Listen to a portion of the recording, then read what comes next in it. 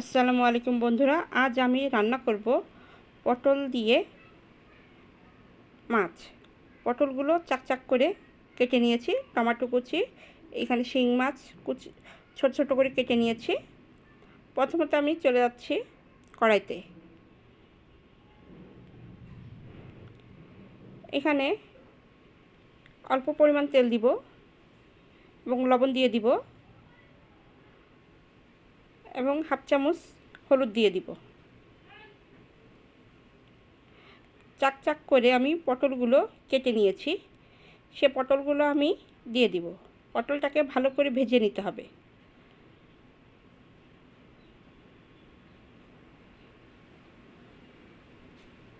দেখতে পাচ্ছেন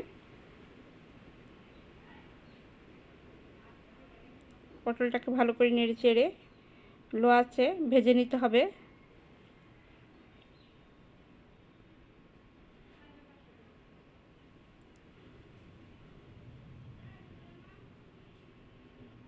জালটা লোতে দিয়ে রাখবেন যাতে পুড়ে না যায়।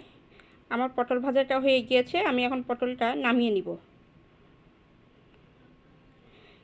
কড়াইতে আমি পরিমাণ মতন তেল দিয়ে দিলাম এবং এখানে পেঁয়াজ কুচি দিয়ে দিব। পেঁয়াজটাকে ভালো করে নেড়ে চেড়ে নেব।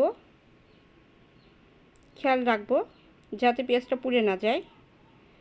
আমার পেঁয়াজটা দেখতে পাচ্ছেন পেঁয়াজটা নরম হয়ে গিয়েছে। এখানে আমি টমেটো দিয়ে দিচ্ছি। টমেটোটা আগে থেকে কুচি করে রেখেছিলাম। কিছু সময় ভেজে নিতে হবে টমেটোটা।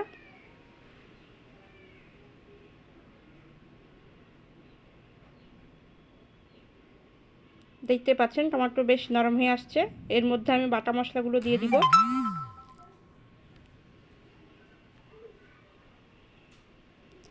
এখানে ধনিয়ার গুঁড়া দিয়ে দিয়েছি এবং কাঁচামরিচ, পেঁয়াজ, রসুন দিয়ে আমি ব্লেন্ডার করে নিয়েছি।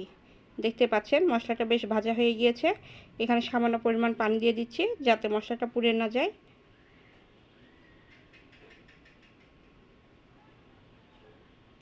এখানে 1.5 চা চামচ লবণ দিয়ে দিচ্ছি।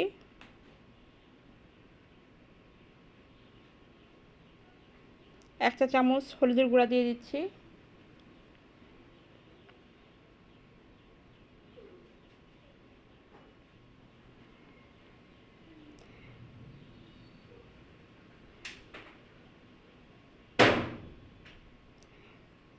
অল্প একটু জিরার গুঁড়া দিব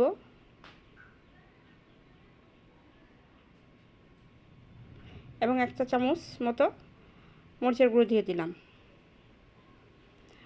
মরিচের গুঁড়াটা চাইলে স্কিপ করতে পারেন যারা ঝাল কম খান। এটাকে ভালো করে নেড়ে চেড়ে কষিয়ে নিব। দেখতে পাচ্ছেন বন্ধুরা বেশ ভালোভাবে কষানো হয়ে গিয়েছে, তেলটা ভেসে আসছে। এখন এর মধ্যে দিয়ে দিব এখানে দিয়ে দিব এখন মাছগুলো আমি আগে থেকে ধুয়ে রেখেছি। এটাকে ভালো করে কষিয়ে নিব। চুলার জালটা লো করে রাখবো। এখানে পটলটা দিয়ে দিচ্ছি।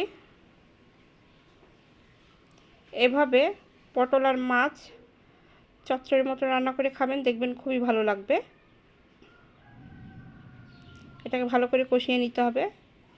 দেখতে পাচ্ছেন বন্ধুরা এটা কষানো হয়ে গেছে। এখানে আমি অল্প একটু পানি দিয়ে দিব।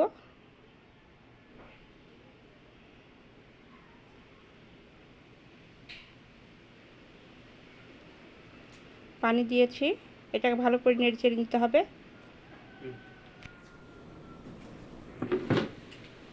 কিছু সময়ের জন্য এটা ঢাকনা দিয়ে ঢেকে রাখবো।